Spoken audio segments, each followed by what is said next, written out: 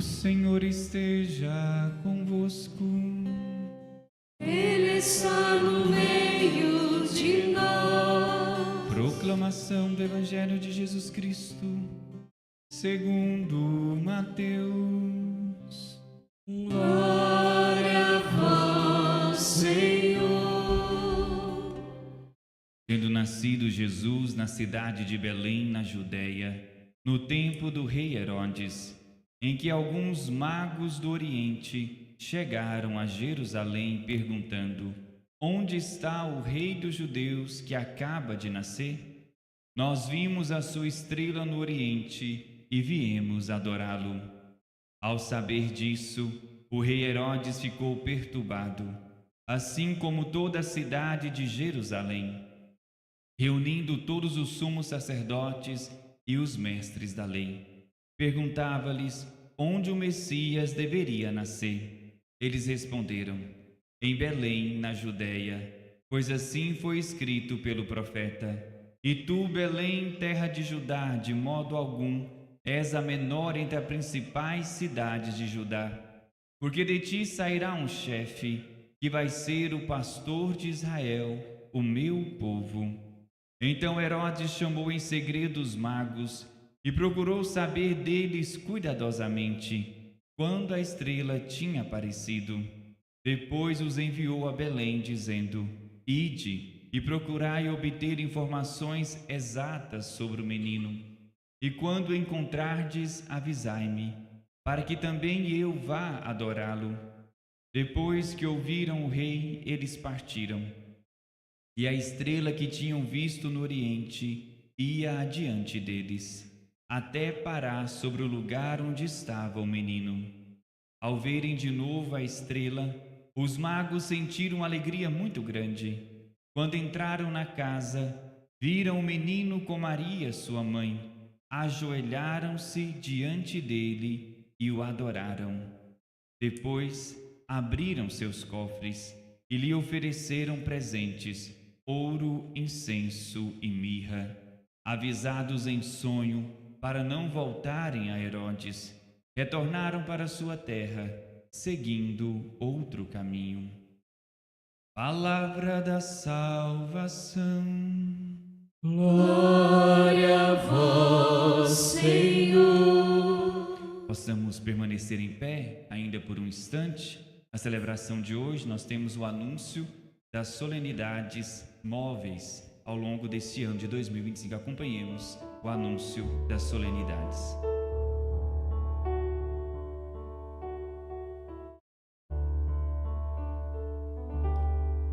Irmãos caríssimos, a glória do Senhor manifestou e sempre há de manifestar-se no meio de nós até a segunda vinda, até a sua vinda no fim dos tempos. Nos ritmos, nas vicissitudes do tempo, recordamos e vivemos os mistérios da salvação.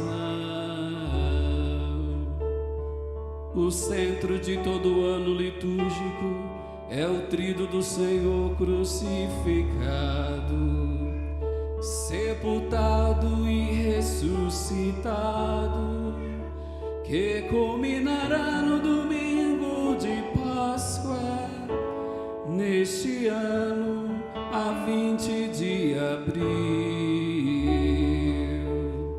Em cada domingo, Páscoa semanal, a Santa Igreja torna-se presente este grande acontecimento, no qual Jesus Cristo venceu o pecado e a morte.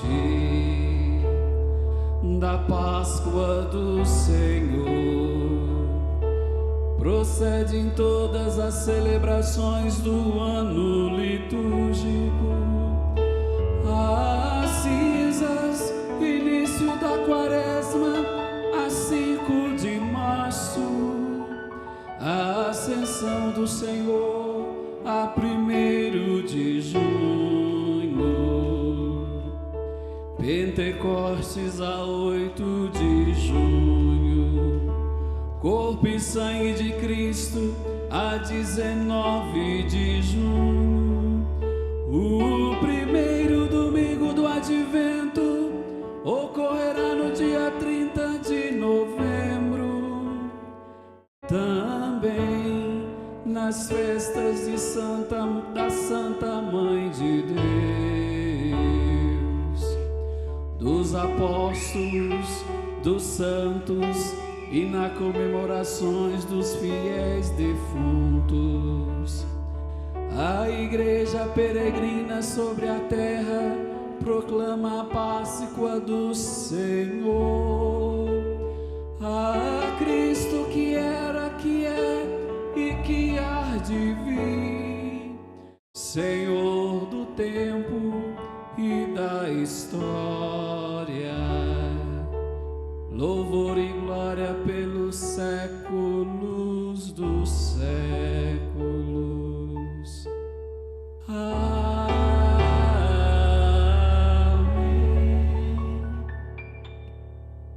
Podemos nos assentar? A igreja, todos os anos, na festa da Epifania, coincide sempre com o primeiro domingo também do ano civil, anuncia as solenidades que são móveis no ano litúrgico, a Páscoa, e a partir dela todas as outras festas, compondo assim o nosso calendário litúrgico, que deve ordenar a nossa vida, nos nortear, para podermos também sermos guiados, assim como os magos foram guiados por aquela estrela. Também podemos ordenar a nossa vida a partir dos tempos litúrgicos, das graças que Deus concede a nós todos os anos, Cada quaresma é uma nova oportunidade de buscarmos a conversão. A cada Páscoa é uma nova oportunidade de nós ressuscitarmos também com o Senhor, Como a cada advento também, o Senhor nos concede graças para renovar a nossa fé, a nossa esperança. Por isso, hoje celebramos essa grande festa na igreja, a Epifania, que é essa manifestação. Epifania quer dizer isso, manifestação, revelação de Jesus. Ele que nasceu, parece que escondido, em Belém, ali numa manjedoura, num estábulo, apenas Nossa Senhora, São José, os animais, depois alguns pastores, mas eis que a sua luz resplandece, E esse menino, ele é o Salvador da humanidade. E assim nós vemos que primeiramente quem chega são os pastores, o povo de Israel. Por quê? Porque estavam próximos, já estavam familiarizados, com a palavra de Deus, já esperavam também o Messias, já faziam parte deste povo da aliança. Porém, esse Messias, esse Salvador, ele é o Rei e Senhor não só de Israel, mas ele é o Rei e Senhor de toda a humanidade. E nós, gentios, pagãos, nós que não somos judeus, agora somos também acolhidos neste povo da aliança, nesta comunhão com Deus, e todos nós somos chamados à comunhão com o Senhor. A salvação se estende a todos nós, através de Jesus Cristo, nosso Senhor. Por isso, os reis magos são os primeiros pagãos, os primeiros gentios que vêm do Oriente, da região da Pérsia, atual Iraque, Irã e Iraque, e eles descem daquela região em busca de um sinal, porque eles viram um sinal, A palavra nos fala de magos, Magos aqui no sentido de pessoas sábias, não que eram mágicos, mas pessoas sábias, intelectuais, cientistas daquele tempo, se assim podemos dizer, que eram astrônomos, que estudavam os astros, E uma curiosidade, para nós podermos olhar a palavra de Deus e ver como que realmente a palavra vai se confirmando, Não é uma lenda, não é uma história qualquer, mas como que a ciência moderna vai também confirmando também isso que a palavra de Deus nos traz, Alguns estudos mais recentes de astronomia nos apontam que no período do nascimento de Jesus houve uma tripla conjunção de Júpiter e Saturno na constelação de Peixes. E eles eram astrônomos, eles observavam os astros, E na interpretação da astrologia antiga, O significado de Júpiter representa o quê? A realeza. O significado de Saturno representa o povo judeu. Então eles associaram que ia nascer um rei para os judeus, dentro da constelação de Peixes, que simboliza um novo início. Eventos importantes, é um novo início. De fato, o nascimento de Cristo marca um novo tempo, né? Antes de Cristo e depois de Cristo. E todo o simbolismo que o peixe tem para nós cristãos, né? A palavra peixe em grego é ictus. Essa palavra ictus é um acrônimo. Na verdade, é uma profissão de fé, né? Jesus Cristo teu Ios Soter. Jesus Cristo, Filho de Deus, Salvador. Então a gente vê a simbologia, né, bíblica, mas confirmada também pela ciência moderna. Então possivelmente podemos olhar e perceber que eles, como astrônomos, observavam essa tríplice conjunção que aconteceu no ano que Jesus nasceu, de Júpiter e Saturno, simbolizando o rei, que é Júpiter, e Saturno, que é o povo de Israel. Eles vão para onde? Se é um rei de Israel, vamos para o palácio em Jerusalém. Chegando lá, nós podemos olhar também para essas duas realidades. Um povo que procura a Deus. Assim, eles procuraram conhecer o Senhor através da ciência, através dos estudos. Mas chegando lá, eles percebem que é necessário buscar o quê? A palavra de Deus. E aí Herodes chama os sacerdotes e pergunta, né? O que diz as profecias? Eles logo imediatamente pegam o profeta Isaías e diz, né? E tu, Belém, terra de Éfrata, não és a menor entre as cidades de Judá, mas de ti nascerá o Salvador. E ali, através da revelação da palavra de Deus, eles vão até Belém. E ali eles contemplam a graça desse rei, desse Salvador. Nós podemos olhar para esse ano jubilar que estamos vivendo, no qual a igreja nos propõe essa temática, né? Peregrinos de esperança. Podemos ver os reis magos como peregrinos, né? Eles que através do estudo, através da ciência, buscaram encontrar esse sinal, viram nesse sinal uma esperança de um Salvador, de sair de tudo aquilo que eles viviam, que não era uma verdadeira fé, para encontrar um sentido profundo na vida, e vão atrás desses sinais através da ciência, mas chegando lá, eles é necessário dar outro passo, né? Através da fé, de acreditar na palavra de Deus. E todos nós que buscamos a Deus com um coração sincero, temos essas duas ferramentas, João Paulo II vai chamar de duas asas, né? Que nos elevam até Deus, que é a fé e a razão, onde uma não está contra a outra, mas as duas nos elevam, eleva a nossa alma para a verdadeira experiência de Deus. Por isso é necessário nós termos no coração mesmo esse desejo, né? Não termos medo, né, de estudar, de conhecer mais sobre a nossa fé, sobre a nossa doutrina, e até mesmo sobre as coisas da criação. Tudo aquilo que é criado nos fala de um Criador. Vai nos ensinar o catecismo da Igreja Católica, né, que Deus se revela através da sua criação. Nós observarmos, né, todo o cosmo, toda a criação, toda a perfeição da criação. Não tem como a gente dizer que isso é obra do acaso, porque há uma inteligência, algo que é ordenado, né? Então há ali uma ação por trás de tudo isso. Isso nos leva o quê? A Deus. E assim também a fé, a experiência de fé nos leva também a esse momento, assim como os reis magos chegaram, de contemplar diante dos olhos este milagre de um Deus que se fez humano. Fez um conosco. Essa peregrinação, ela não é só do homem para Deus. Não foram só os reis que saíram do Oriente e desceram até Belém, até Jerusalém. Deus também vem ao nosso encontro. Ele entra na história, ele faz parte da nossa história, ele vem até nós. E assim esses dois caminhos que se cruzam, de um Deus que se esvazia, de um Deus que vem nos visitar, e ele percorre a maior parte do caminho, e nos cuida também o que é darmos passos, né? Assim como os pastores também ouviram os anjos e foram até Belém, até a manjedoura, e ali também adoraram Jesus. Assim como os reis também viram aquele sinal, aquela estrela, e foram também até Belém. Deus também nos concede vários sinais. Deus também ao tempo todo está nos convidando a reconhecer a presença dele na nossa vida. Sejamos nós também atentos ao cantar dos anjos, às estrelas que o Senhor vai iluminando, que são graças que Deus vai nos concedendo para podermos também nós fazermos esse movimento de peregrinação, de caminharmos até o encontro do nosso Salvador. Muitas vezes Deus concede graças, a gente vai acabando porque perdendo a graça, né? E a graça passa.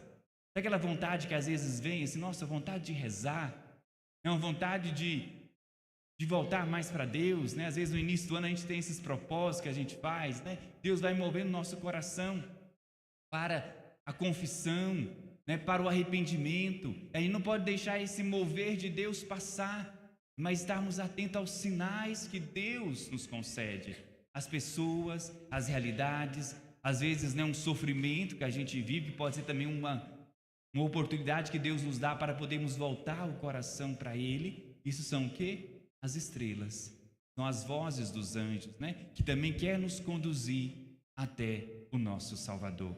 E é bonito olhar o Evangelho de hoje e perceber que aqueles magos chegam e se prostram. A palavra em grego é proskineu, quer dizer o quê? Prostração.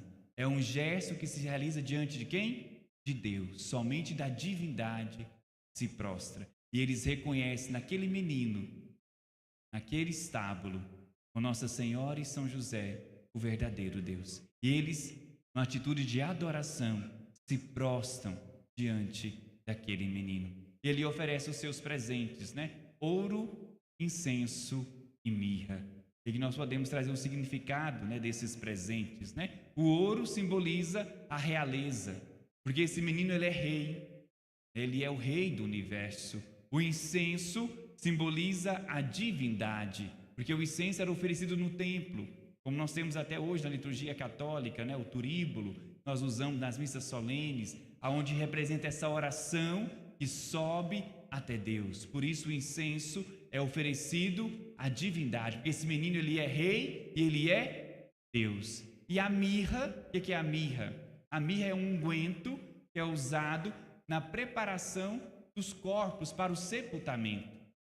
Então ali nós já vemos ali aquela profecia desse menino que nasce para morrer, nasce para dar a vida, nasce para ser crucificado e ser sacerdote, ter esta oferta, essa vítima pela remissão dos nossos pecados. Podemos olhar também a partir desses três presentes, esses três significados, né? A realeza de Jesus, a sua divindade e também a sua morte, a sua paixão, mas também podemos olhar e perceber nesses presentes a tríplice missão de Jesus. Ele também é sacerdote, profeta e rei. Como sacerdote, o incenso, como rei, o ouro, e como profeta, também a mirra, que é esse óleo que simboliza a unção também dos profetas. E assim nós vemos nesse simbolismo, a missão também de Jesus, já ali traduzida nesses simples presentes, né? Que traz não muito mais do que um significado material, mas um significado teológico desse Salvador que vem ao nosso encontro. E é bonito, quando nós olhamos para o Evangelho, que aqueles reis, eles são avisados em sonho para não voltarem até Herodes, porque Herodes queria matar o menino. E Herodes era capaz disso, né? Nós temos, e sabemos que depois vem um massacre dos inocentes, onde ele manda matar todas as crianças, né, de 2 anos para baixo, mas Herodes também, ele era tão fissurado pelo poder, e quando ele viu o seu trono ameaçado, ele matou sua esposa e até mesmo seus filhos, para não perder o trono. Então era alguém que era muito apegado ao poder, né? E aí o que a palavra de Deus nos diz? Avisado em sonho para não voltar a Herodes, retornaram para a sua terra, seguindo outro caminho. Como que eles voltaram? Seguindo outro caminho. Nós que estamos vivendo esse tempo do Natal, nós que somos convidados, né, pelos anjos, somos convidados também pelos sinais externos a chegar também a essa mesma experiência de nos prostrar diante daquele que é o Rei e o Senhor das nossas vidas. E uma vez quando esse encontro acontece, eu não posso mais voltar pelo mesmo caminho. Eu não sou mais a mesma pessoa. É aquele gesto, como peregrinos que estão caminhando, mas quando se encontra com aquele que é a nossa esperança, com aquele que é o nosso Salvador, o retorno é por outro caminho. E a cada Natal, a cada experiência que Deus nos concede, a cada ano litúrgico, que podemos ir também até Belém, de contemplarmos esse mistério do amor de Deus por nós manifestado na encarnação de Jesus, nós somos chamados a voltar para a nossa casa, voltar para o cotidiano, voltar para o tempo comum, mas seguindo outro caminho, voltar com o coração mais convertido, voltar com o coração renovado, porque nossos olhos também contemplaram a salvação do nosso Deus. Nós somos iluminados por esse grande mistério do amor de Deus, por essa luz que é o próprio Jesus, e quer iluminar o nosso coração para que voltemos nós também, após esse tempo do Natal, para a nossa vida, mas seguindo outro caminho, trilhando um caminho novo, um caminho de conversão. Louvado seja nosso Senhor Jesus Cristo.